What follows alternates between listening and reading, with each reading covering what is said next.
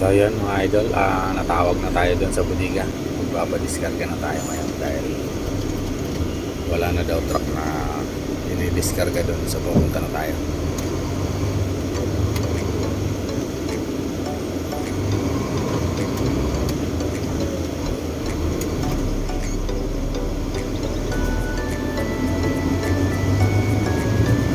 So ngayon papunta na ako sa bodega. Wait nyo, papakita ko sa inyo kung paano magpadiskarga ang isang solo driver dito. Pakikita ko sa inyo kasi pagtanggal ng tolda at saka tali, kaya lang wala lang tayong cameraman, pero papakita ko sa inyo yung mga gagawin ko dito.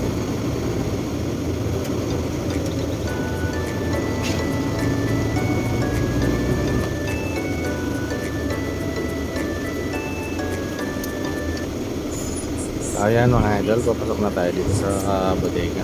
Sundan nyo yung mga gagawin ko dito. Paano ko tanggal ng isa.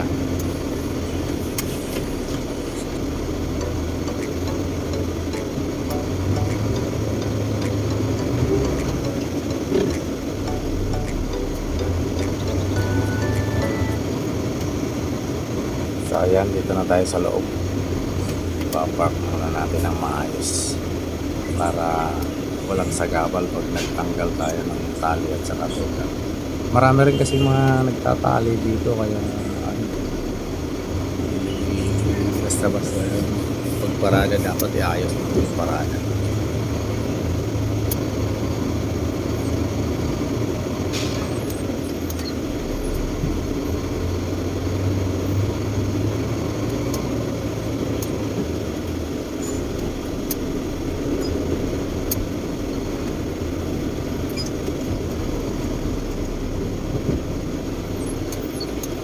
So ayan, hindi natin nakuha ng isang atrasan ng atras mo. Balik tayo at atras ulit natin ng maayos para tuwid, kasi kung hindi maayos yung parada, pag may dumating mahirapan mag-park.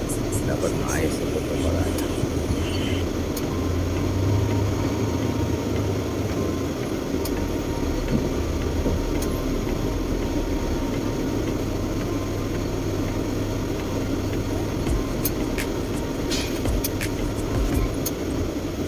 Ayan, pangalawang atras pa tayo. Yung maskip kasi yung parada ng isang 10-wheeler, kaya kailangan pa natin tingahan ng pambot. So ayan, okay na rin. Ayan, tuwid na. Nakalimutan ko pala bigay yung resibo, kaya yan, hindi ko naman sa guardia. So ayan, okay na, mag-prepare na tayo.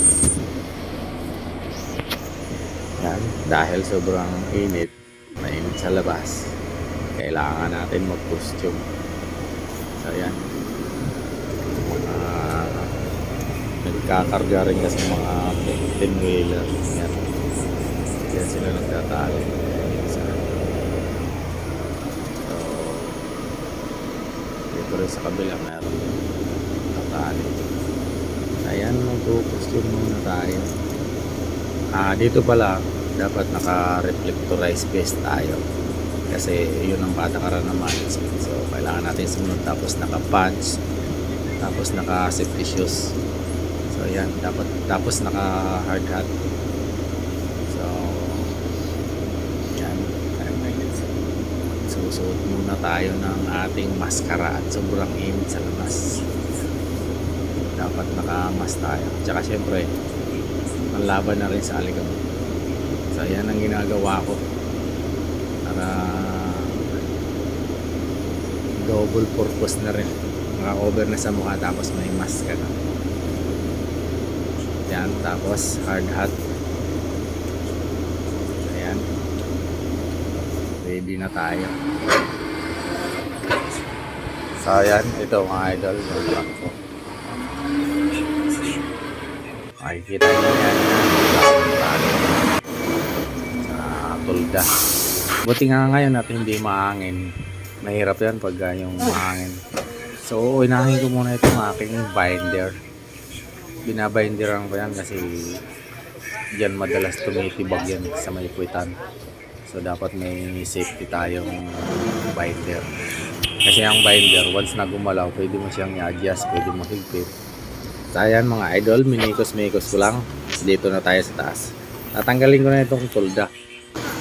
Kasi once na natanggal ko na yung mga tali sa baba, dito na ako sa taas magtatanggal ng tulda, pati yung tali. So yan, ganun lang kabilis. Pero halos 30 minutes tayo dyan na nagtanggal. So yan, kung mapapansin nyo, gumalaw yung ating pangarga. Pero buti na lang, may binder. Yan. Hindi kasi maganda yung pagkakamada dito sa may pit. Pero sa gilid-gilid okay naman. So yan, ready na tayo. So yan, tanggalin na natin din ng costume kasi sobrang init na rin. So pinagpawisan talaga tayo dahil syempre init sa labas, saka akyat baba mo din sa trailer, medyo nakakapagod yan kasi mataas din yung trailer natin.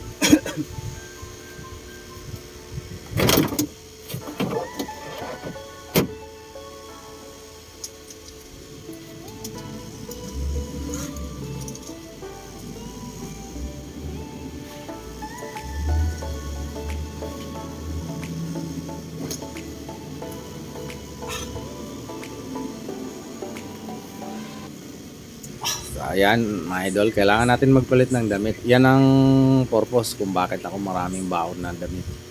Kasi once talaga na pinagpawisan ako, kailangan natin magpalit. Dahil minsan pagka hindi ako nagpalit tapos natuyo yung pawis, dyan ako inuubo. So yan, kailangan natin magpalit ng damit.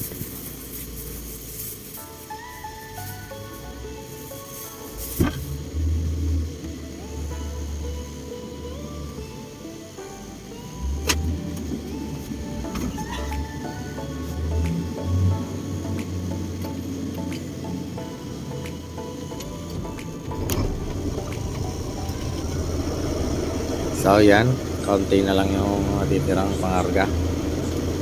Dalawang forklift kasi yung nagdi-discarga niyan, kaya medyo mabilis.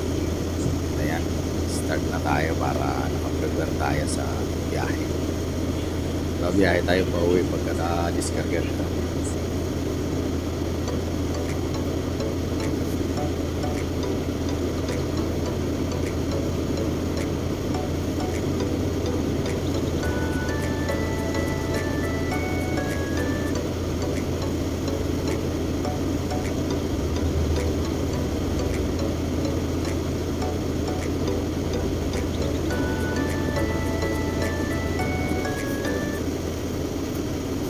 So yan, dalawang paleta na lang, makakalis na tayo dito.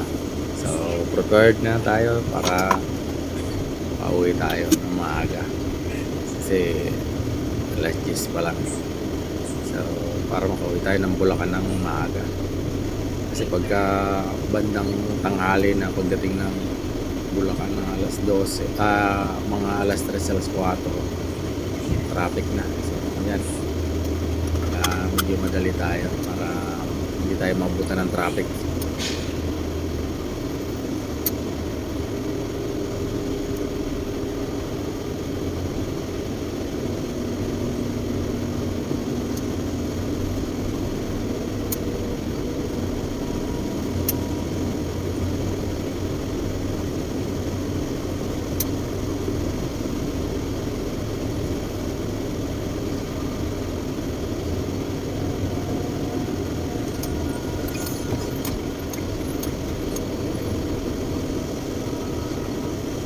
So yan guys, palabas na ako. Hanggang dito na lang ang ating video, at ba-vlog na lang uli natin pagka may biyahe uli tayo dahil matagal ang pilahan sa ngayon. So yan, pauwi na ako dito sa Bacoor.